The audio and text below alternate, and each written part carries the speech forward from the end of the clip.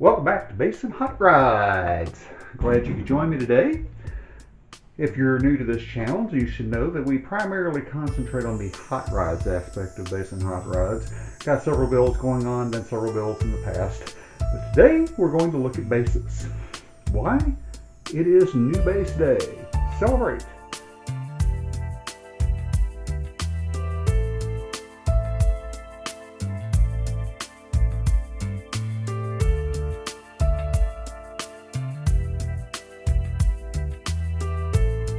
Now, why do I need a new base? I have several. We're going to go over the bases that I do have first and then take a look at why I've gone with the base that I selected today. Then we're going to unbox it. In the meantime, we're going to let the dogs come in and go back out. But let's take a look. Now, first and foremost, what I'm going to go over is the instruments that I already have and explain why I went with a different direction this time.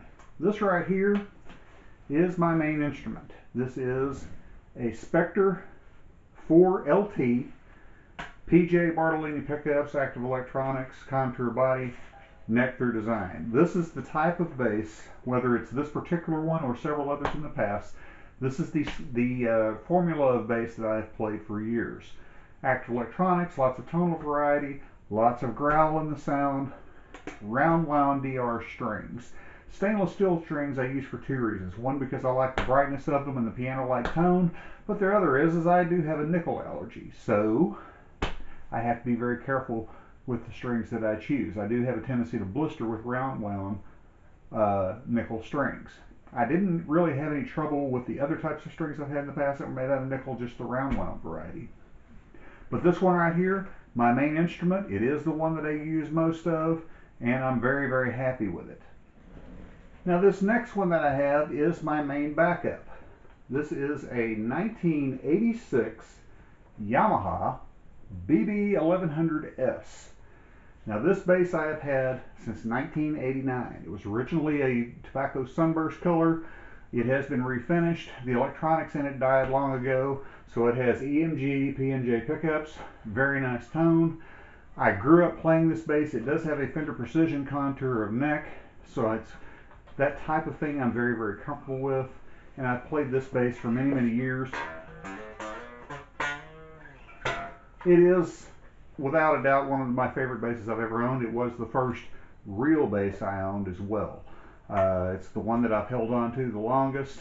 I do still play it from time to time. It has a very aggressive sound, but it's a little bit more mellow compared to the Spectre. It doesn't have quite the growl, has a little bit more smoothness to it. But this is my main backup instrument. Still has the bright and aggressive sound like the Spectre does.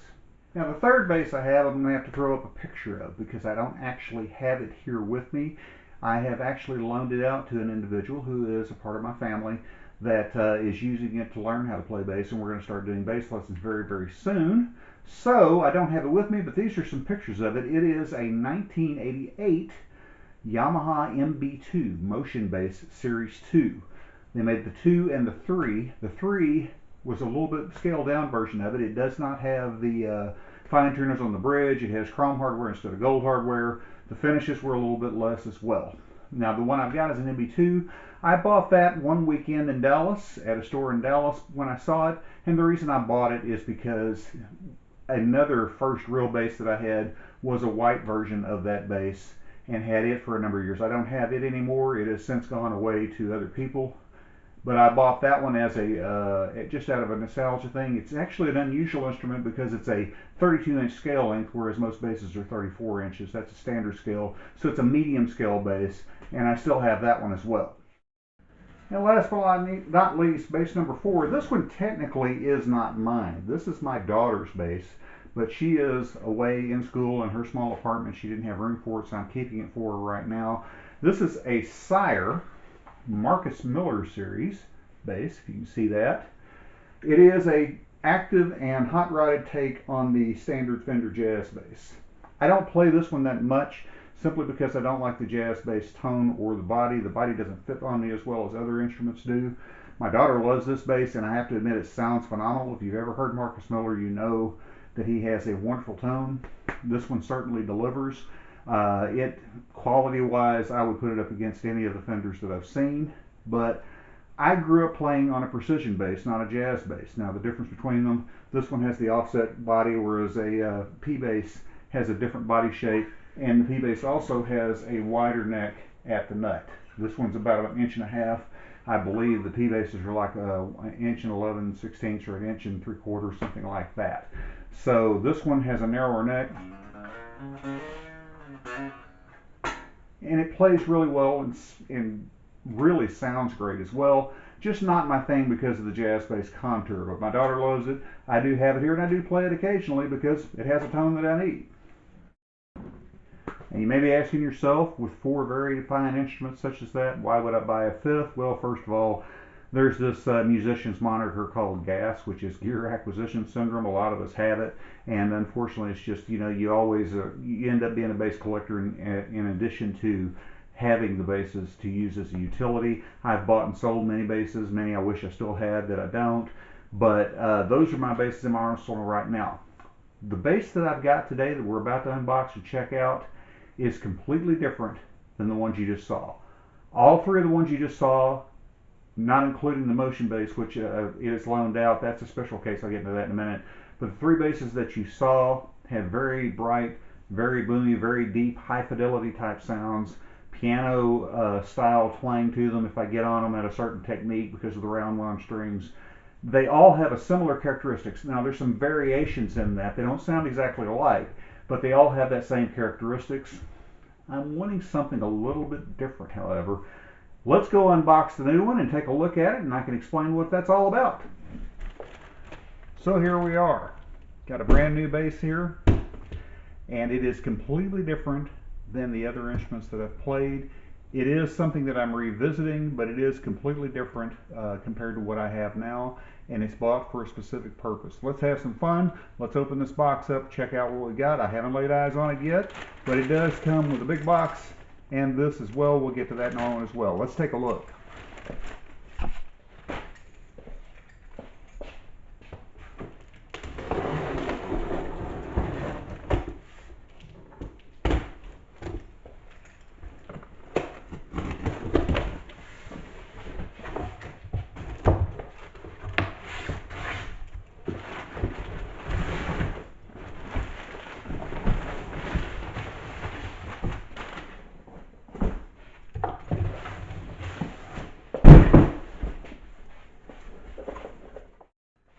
Well, if you needed some hints, that's a pretty good one right there. I typically do not prefer Fender products, but I did grow up playing a P-Bass. Picture I'm about to show you now is me from the early 90s playing a 1978 Fender Precision, and it was my main bass for a while, it along with that Yamaha you saw. But this is completely different. Now, why did I go with a Fender? Well, let's take a look at it first.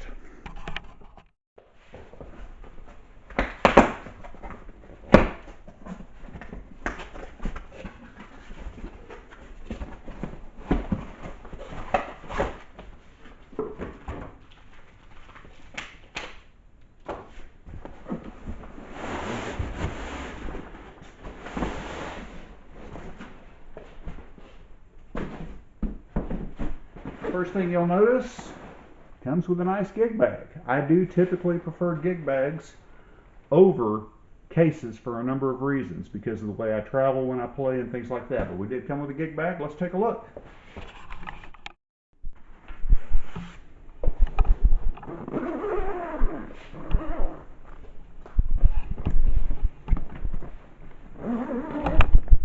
Hard to do this when I'm the only one doing all of the filming, but give me a break here and we'll see if we can get this done.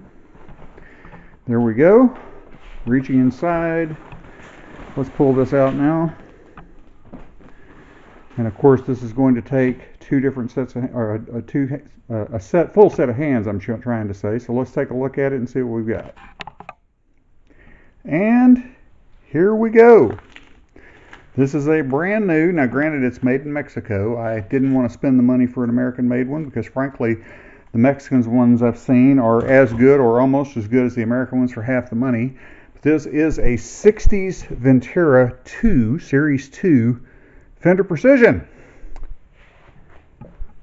I needed a precision back in my arsenal. Every bass player really, honestly, ought to have a precision in their arsenal simply because, let's face it, the overwhelming majority of songs ever recorded with electric bass in them, some type of precision was the bass in question that they chose. James Jamerson played one, Carol Kaye, any number of players.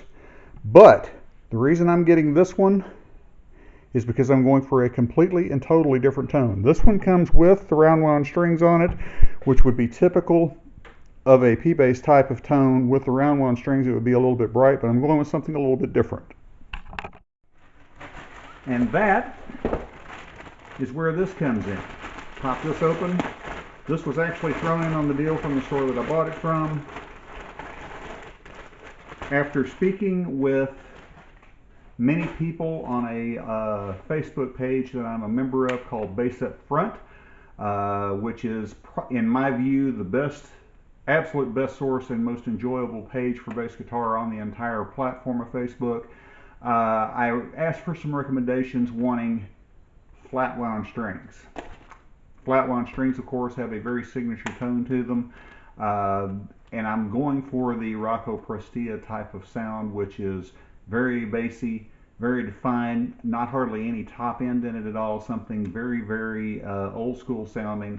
And I'm going with that on this particular P-bass to go for that Rocco Prestia style of sound, the old school funk. You know, James Jamerson, I think, played the same way. But the flat wound strings is new territory for me. My first bass that I played when I first started playing in 1983 had flats on. I didn't care for them at that time because flat wound strings typically have very, very high tension, and for a new player they were very hard to play. And when I switched to round wounds, I never really looked back to the flats, but the flats do have a purpose and they do have their own signature tone. These strings right here were the ones that were recommended to me specifically because on that platform I asked, what are some good flat wound strings that have lower tension and are easier to play? Because I'm older now, my hands aren't what they used to be. And these are the ones that they recommended. If I can get the reflection off of it. These are Thomastic Jazz Bass JF 344s. And I was told that these have very low tension. So that is what I went with. We're going to slap these on this bass and see how they sound. These are very, very expensive strings. They retail for about 85 bucks, but like I said, they threw them in. And the good thing about flats is you don't have to change them as often as you do round wound strings. They don't go dead because they sound that way naturally in their own like, so you don't have to change them nearly as often. But I'd like to reach out to the people on Bass Up Front and tell them thanks a lot for their input. I'm looking forward to putting this together and seeing how it sounds. And maybe in the future we'll do a bass demo where I can actually play. But I've got to do some setup on this as well. But this is a very beautiful instrument, very old school looking.